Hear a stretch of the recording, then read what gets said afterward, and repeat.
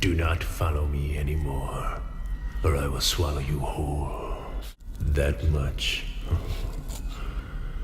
I promise. It's always been true about cinema that you don't need to have likable characters populating your film, you just need interesting ones. This is certainly the case in The Night Flier, which contains one of the more unsavory protagonists you're likely to come across. Let me see that. Hey!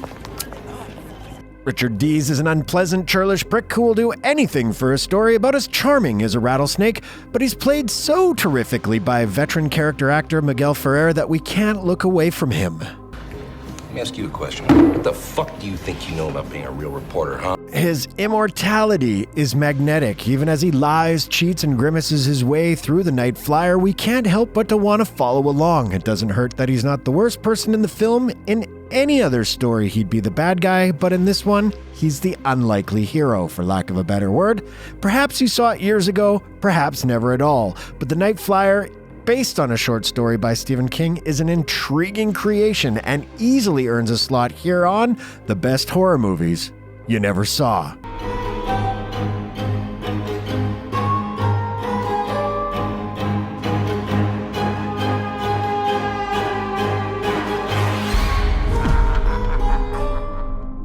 Very 90s in tone and atmosphere, it's not always the most solidly built picture, but it revs along creepily and efficiently, taking a cue from the rancid lead cynical enthusiasm. In fact, its low budget adds significant charm to the tale of world-weary tabloid reporter who needs a career boost. Dees, for all his unwholesome negativity, is pretty good at his job, following leads, interrogating witnesses, and once he gets on the trail of a big story, he follows it with fervor, and we're along for the ride.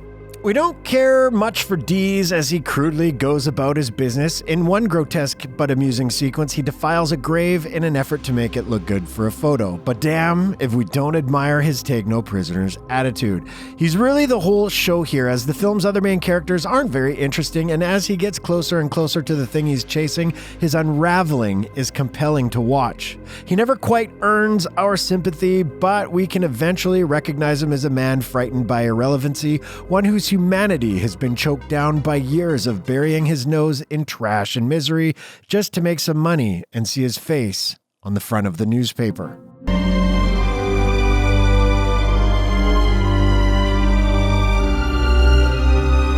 The big story he's on? Well, that would be the intriguing case of The Night Flier, a pilot who lands his private plane at desolate airports in the middle of the night and kills whoever's on duty. We call him the Night Flier. And not just kills, he makes a big bloody mess out of the bodies, seemingly drinking whatever blood hasn't been splattered on the walls. The guy calls himself Dwight Renfield, a clever combination of the classic Dracula character Renfield and the actor who played him in 1931, Dwight Fry. We are here. The guy's a movie fan, so what? Initially, our sneering anti-hero Dees doesn't find much interesting about the story, but when the bodies keep dropping, he sees an opportunity to get back on the front page of the rag he works for. See, Richard likes being a big fish in a small pond. His ambition's pretty meager when it's all said and done, but he can't help himself if he wants to be the head sleaze merchant. You've probably seen, or at least hopefully heard of Kolchak, the Night Stalker, a horror series that had a brief run in the mid-70s and eventually became a cult classic. It's known as one of the primary inspirations for the X-Files. It told the story of a dogged reporter who investigates supernatural crimes. But Carl Kolchak was a lovable, if irritable fellow. Richard Dees is like if Carl Kolchak were a complete asshole. In fact, if Dees had gone on to, make it through all of Night Flier, it might have been fun to see the character go on to similarly horrific cases. As an aside, the character first showed up in Stephen King's novel The Dead Zone, and he was no more pleasant in that. King clearly had a minor fondness for the character, and grudgingly, so do we. Catherine, this emotionally unstable individual is Richard Dees, our senior reporter. Miguel Ferrer was a splendid character actor. Most of us knew him from his roles in RoboCop, Twin Peaks, The Stand, among plenty of others. And like so many great character actors, Ferrer rarely got a shot at being the leading man. So good was he at playing questionable supporting roles, but as he had the stage mostly to himself in The Night Flyer, Ferrer proves to be excellent, reveling in the morally bankrupt character and taking this opportunity to really show he could handle a leading man part.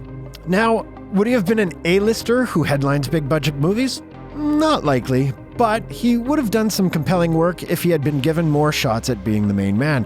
Perhaps he was born a little too late. The 70s could have used a guy like Miguel when filmmakers were more prone to casting actors who were a bit rough around the edges to lead a movie.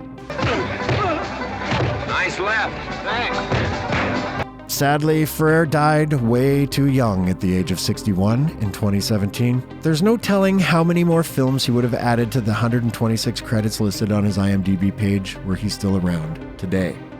Back to the film, which was directed by a young man named Mark Pavia and produced by a couple of Stephen King-connected vets, Mitchell Galen and Richard Rubinstein, who produced The Stand, The Langoliers, and Thinner, and who also worked with George Romero a great many years. The Night Flyer has a very similar atmosphere to those projects. It may not be as polished, but it's directed with considerable style by Pavia, who adds compelling flourishes throughout and isn't afraid to bet on us joining Richard on his disturbing journey to unmask the mysterious killer. Fresh out of film school, Pavia directed a 30-minute short called Drag that attracted the attention of several prominent people in the biz, including Stephen King and the aforementioned producer Richard Rubinstein. The two were attempting to make a film out of King's short The Night Flyer, but couldn't quite crack it. But after watching Drag, Rubinstein encouraged Pavia to pitch him his own take on The Night Flyer, which Pavia did with co-writer Jack O'Donnell. Rubinstein and King enjoyed Pavia's take and hired him to make the film. Now, that's a nice little success story. Unfortunately, we haven't seen much else from Pavia, but he directed the 2016 horror flick Fender Bender and nothing else since. He allegedly shot The Night Flyer in just under 30 days and on budget, proving that not only was he an interesting director, but a responsible one, although we may never know what else he was capable of beyond the two feature films that bear his name. But let's hold out hope he's got a couple of movies on par with The Night Flyer in him yet, as it's eager to tickle those of us with strong stomachs and warped senses of humor. It's a shame the film didn't get the theatrical release it was intended. It went straight to cable after completion, but it did enjoy playing in heavy rotation in the late 90s. Trust me, I can attest to this. The Night Flyer himself is a compelling villain, so much so you wish the film delved into his story a bit more. There's something bleakly amusing about a vampire who gets around via private plane, although there's not much amusing about Dwight himself. He's a pretty evil fella, and the film makes it quite clear he'll brutally kill anyone, regardless of age or gender. Outwardly, he may look like a slick parody of the handsome Count Dracula type, complete with flowing cape. No kicks! But when you see his true face, the guys at KNBFX let her rip with a ghastly, monstrous design that just doesn't get enough credit to this day. The film's finale, the scene of a massacre, is very unnerving, so much so that even the normally unflappable Dees can't handle it. One of Pavia's most interesting touches is a black and white dream or nightmare sequence, which sees Richard hallucinate the reanimation of a boatload of corpses who then proceed to come for him. It's a haunting scene, and it feels more than a little George Romero inspired.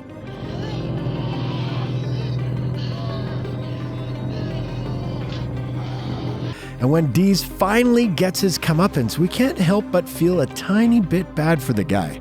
He was rude, mean-spirited, and a bastard, sure, but did he deserve his fate?